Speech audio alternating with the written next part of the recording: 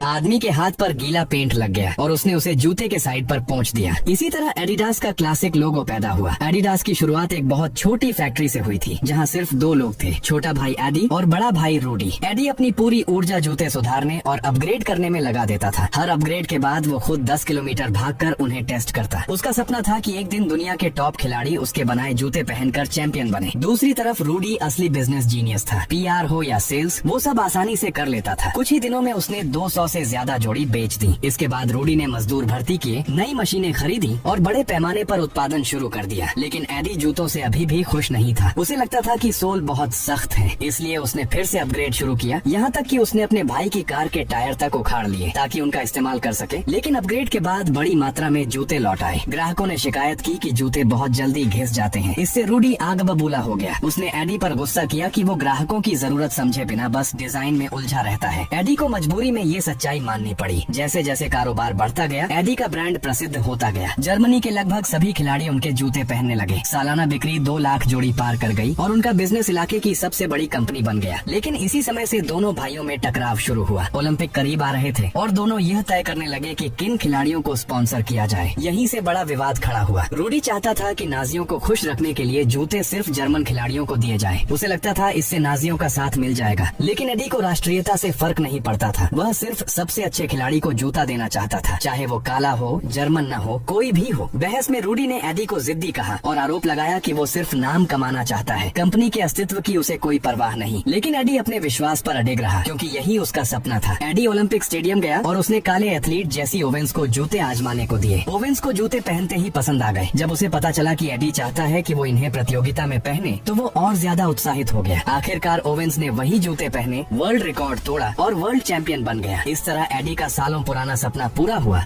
इस लड़के ने एक आम उछाला और अपने पैरों से पकड़ लिया, फिर उसे उछालते कूदते कंट्रोल करने लगा। उसके पिता फुटबॉल खरीदने की हालत में नहीं थे, इसलिए वो आम से ही अपने फुटबॉल स्किल्स की प्रैक्टिस करता था। बाद में उसके दोस्तों ने मोजे और कपड़े भरकर एक गेंद बना ली। गली ही उनका फुटबॉल मैदान बन गई। वो लोग पूरे दिन फुटबॉल खेलते रहते थे। इसी तरह उसकी स्किल्स तेजी से बेहतर होती गई। एक दिन वो सिर्फ रेडियो पर फुटबॉल मैच सुनने के लिए छत पर चढ़ गया, लेकिन उस दिन ब्राजील फाइनल हार गया। वो दुख से रो पड़ा। अपने पिता को उदास देखकर उसने मन ही मन कसम खाई। उसने सोचा एक दिन वो ब्राजील को वर्ल्ड कप जरूर जिताएगा। अगले दिन वो अपने साथियों को मैच खेलने ले गया, लेकिन उनके पास फुटबॉल जूते भी नहीं थे। यहाँ तक कि उनकी जर्सी भी बेडशीट से बनाई गई थी। दर्शक उन पर बेरहमी से हंस रहे थे। तब एक मोटे लड़के ने पुराने जूते उठा लिए, लेकिन वो जूते बहुत बड़े थे। उन्हें पहनकर ठीक से दौड़ना भी मुश्किल हो रहा था। वो लोग बार बार गिर रहे थे। सिर्फ एक हाफ में ही उनकी टीम 4 गोल खा चुकी थी। सामने वाली टीम उन्हें गाँव के गंवार कहकर चिढ़ा रही थी। वो गुस्से में उनकी तरफ बढ़ा, लेकिन तभी उसकी नजर अपने पिता पर पड़ी और वो तुरंत शांत हो गया। उसने बड़े जूते उतार दिए और नंगे पैर खेलना शुरू कर दिया। फिर उसने अपने खास जेंगा स्टाइल से गेंद को दोनों पैरों से कंट्रोल करना शुरू किया। वो सभी डिफेंडरों को पार करता हुआ आगे बढ़ा और आखिरकार गोल कर दिया। उसे देखकर उसके साथियों ने भी जूते उतार दिए। वो अपनी शानदार बॉल कंट्रोल से विरोधियों को छकाता रहा और लगातार गोल करता गया। हालांकि उनकी टीम मैच हार गई, लेकिन उनकी खेल ने सबकी तालियां जीत ली। मैच के बाद एक स्काउट ने उसके पिता को अपना कार्ड दिया और उसकी सिफारिश की। 3 साल बाद वो सैंटोस फुटबॉल क्लब में शामिल हो गया, लेकिन वो खुश नहीं था, क्योंकि वहाँ का कोच यूरोपियन फुटबॉल स्टाइल को ही सही मानता था और उसे जेंगा स्टाइल इस्तेमाल करने नहीं देता था। उसके पैर जैसे बंध गए थे। वो खुलकर खेल ही नहीं पा रहा था। क्लब में आने के बाद वो एक भी गोल नहीं कर सका। उस रात वो निराश होकर स्टेशन चला गया। वहीं स्काउट ने उसे रोक लिया। उसने कहा कि जेंगा ही ब्राजीलियन फुटबॉल की असली पहचान है और उसे अपने स्टाइल में खेलने की हिम्मत रखनी चाहिए। इसके बाद वो टीम में वापस लौटा और इस बार कोच की बातों को नजरअंदाज कर दिया। उसने अपना जेंगा फुटबॉल स्टाइल अपनाया। पहले उसने तेज मूव से डिफेंडर को छकाया। 2 डिफेंडर उसे रोकने की कोशिश कर रहे थे। तभी उसने गेंद को ऊपर उछाला, हवा में छलांग लगाई और साइकिल किक से अपना पहला प्रोफेशनल गोल कर दिया। उसका आत्मविश्वास वापस आ गया, यहाँ तक कि कोच ने भी उसकी तारीफ की। इसके बाद उसके अंदर का जेंगा फुटबॉल पूरी तरह जाग उठा। सिर्फ 17 साल की उम्र में वो वर्ल्ड कप के मैदान में उतरा और दुनिया को ब्राजीलियन फुटबॉल की खूबसूरती दिखा दी। आखिर में उसने 6 गोल किए और ब्राजील को वर्ल्ड कप जिताने में मदद की और उसी पल से एक महान फुटबॉल किंग की कहानी शुरू हो गई।